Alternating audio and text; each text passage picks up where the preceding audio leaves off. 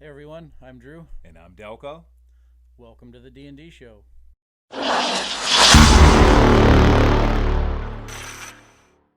So it's obviously been a while since we've done a video, and we apologize. We've had a lot of things going on, been out of town a lot, on the road a lot, and just had pretty busy schedules lately. So we're back again.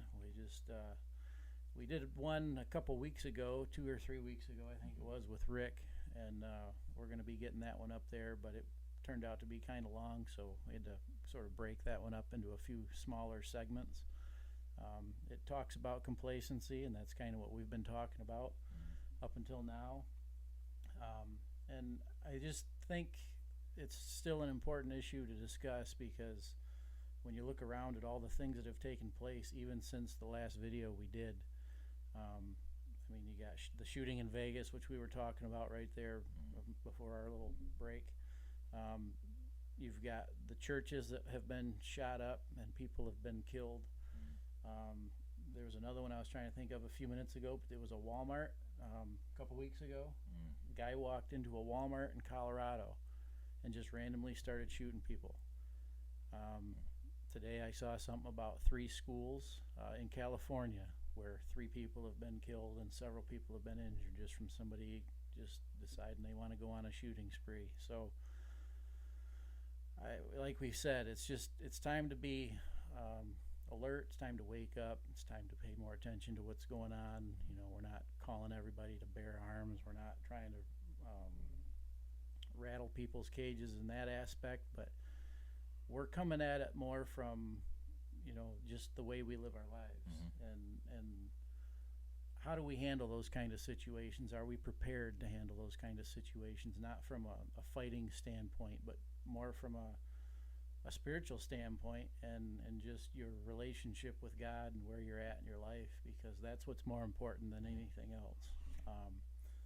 And with that, I was just gonna say that that's awesome that you said that, because I had a conversation with my mom, and we were talking about like the different situations, scenarios, and stuff like that, and she was just saying like that's why it's so important that when you leave home and wherever you are, that you stay in prayer, because you never know what can happen. You never know what people's minds could be thinking at that time, and it just goes back to what we were talking about, people being desensitized. They're so desensitized, and they're so self-centered and selfish that they only see things through their own eyes, and they're just selfish to decide that they want to take someone's life. And just like me and you were talking about, people get to that point, it's because they choose what they're going to do. It's a choice that you make. You just don't decide that you want to go to a school and start shooting it up, or to a church, or to a Walmart and just start shooting people. It's a choice that you make. And like a conversation I was having with someone that we were talking about, it's because this world is chaotic, and it's coming to chaos. People are losing their minds, and it's just like I said, it was going to happen in Matthew 24 when I was talking with my sister and her husband probably a few months ago about like Matthew 24 and what's going on. Like it's coming to a head, and the Bible is being fulfilled. You can just see it, like, because it's just like some of this stuff is just not normal for people to do. You can go ahead. Yeah, no, and I think in a second we're gonna talk about something that was kind of addressed with you privately, but somebody had kind of mentioned at one point in the comments that they want to hear about some real life examples, and I think what we're gonna talk about in a second is a good example of a real life example, because what you see in the media, all the shootings and things, their violence, obviously it's gun, or it's more, seems to be more race related than anything. And one of the comments that was made was the Black Lives Matter issues and things like that.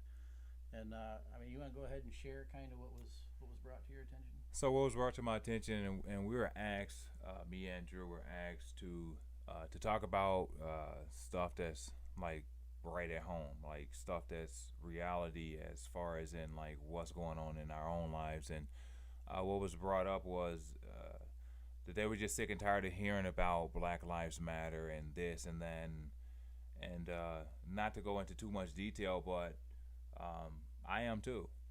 Because as me and Drew are saying, black lives don't matter, white lives don't matter. It don't matter what race you are. All lives matter. All lives matter. We all bleed the same blood. Um, we are just, like desensitized to think that way. I mean, I'm not naive to think that, like I'm not black, or Drew's not naive to think that he's not white or whatever. But at the same time, that's not what's important. What's important is that we work together and that we fulfill the mission that God has in store for us. Because, like, all that does is, like, when you say, like, start bringing race and stuff like that into it, all it does is it brings chaos, and it brings anger, and it brings there's a sense of citation to stuff that, you know what I'm saying, like, it doesn't matter at the end of the day, because that's not how God is going to view anybody. That's not how he's going to see it. He made us all differently for a reason, but we are all in his likeness at the same time. So when we were talking about that whole situation, I just want to bring up the point that, like, it's not all about that. I guess you have to have a different perspective on life to view it that way. I know that people have, like in the day, have gone through stuff, and you know what I mean, like that. I know that racism is real, and I know that. But at the same time, what are we going to do to make it better? Like, we don't have to feed into it, because that's all it is a monster that wants, people to feed into it. The media wants you to feed into it to make you to believe that, like, it's all about racism. It is. People are out there that are racist and stuff like that, but I'm not saying that. But at the same time, what can we do as a people to make it better? I guess it's a question that I pose to you. If you could leave a comment, just to give me and Drew and everybody else, what is your view on that? Yeah, definitely. And I think, along with the desensitization that we talk about, people have been conditioned to automatically default to that black thing or the white thing or whatever, when it really boils down to, and you nailed it on the head when you're in your response to that person that came to you, it's all a result of sin, and sin causes death, and sin is the ultimate root of the problem. It's not a black issue, it's not a white issue, it's an issue of the heart. It's an issue of how we've been conditioned and fed things that we just sit and take in on our phones and on our computers and on our TVs. It's always in front of us. It's all about me, me, me.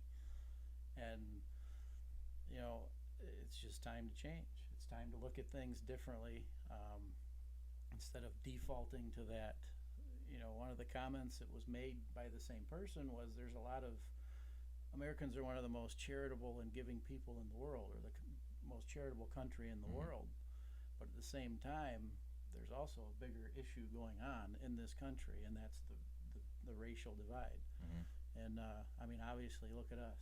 He's black, I'm white, but we don't we don't see each other that way. Like you said, we all bleed the same color. A week ago, I was down in Kentucky for a buddy's ox roast. He had a community event going on, and it was just awesome to see all the different people of the community come together, because he shared a little bit of the history about that community, and there is a bit of a racial divide just amongst the people in that community of like 200 people.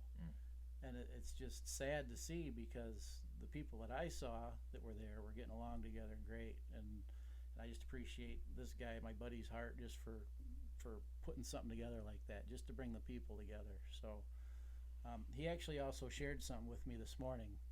It's a quote by Oswald Chambers, and it says, "It is not so true that prayer changes things as that prayer changes me and I change things. God has so constituted things that prayer on the basis of redemption alters the way in which a man looks at things. Prayer is not a question of altering things externally, but of working wonders in a man's disposition." So another one of the things we talked about early on was perspective and how we look at things. And it's easy to try to pray our way out of things and out of situations and everything else, rather than praying that God changes us and how we see things. And to me, how we see color is another area that we should start. One of the things that I was talking with my buddy there in Kentucky, the morning before I came back was just how we see all these different things that are going on, and everybody wants change, and everything wants to be different, or wants things different. But I also shared a quote, I think it was Leo Tolstoy a while back, that said everybody wants to talk about change, but nobody wants to change themselves. So we need to be the change that we want to see to make the difference in the lives of those around us. You can make an impact in so many people just by changing the way you act, think, talk, and just, I don't know, what do you got? I agree. I agree. I mean, we really need to be the change that we want to see, because it starts with us, and without us, without somebody starting something positive, I mean, there will be no positive.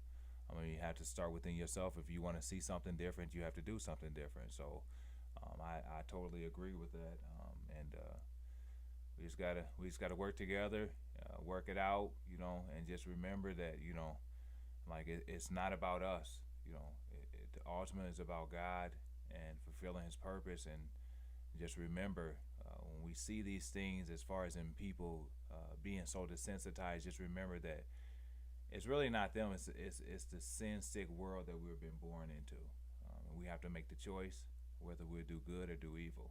Period. Yes, sir. So one more time, I'm going to leave you with this quote. It is not so true that prayer changes things as that prayer changes me and I change things. God has so constituted things that prayer on the basis of redemption alters the way in which a man looks at things. Prayer is not a question of altering things externally, but of working wonders in a man's disposition. And I'll tell you, even in my own life, when I prayed that way in the past, it's totally changed my perspective on life. And I just want to challenge you, when you really begin to understand that word redemption, when you really understand what that means, it'll change your life too. And that's really our only hope, is that, whatever little bit you get out of these, that something just kind of, like the way you always say it, just kind of pricks the heart. We're no scholars, we've said that before, but we just want to make a difference. So you can make a difference with us. And like Delco said, if you got any comments, feel free to leave them and let us know what your thoughts are. And let's touch on some of these important issues. Feel free to share, and don't feel ashamed. Just get them out there. Let's talk about them. So, you good? Good. All right. With that, I guess this is a wrap, and we'll see you next time. Have a good one.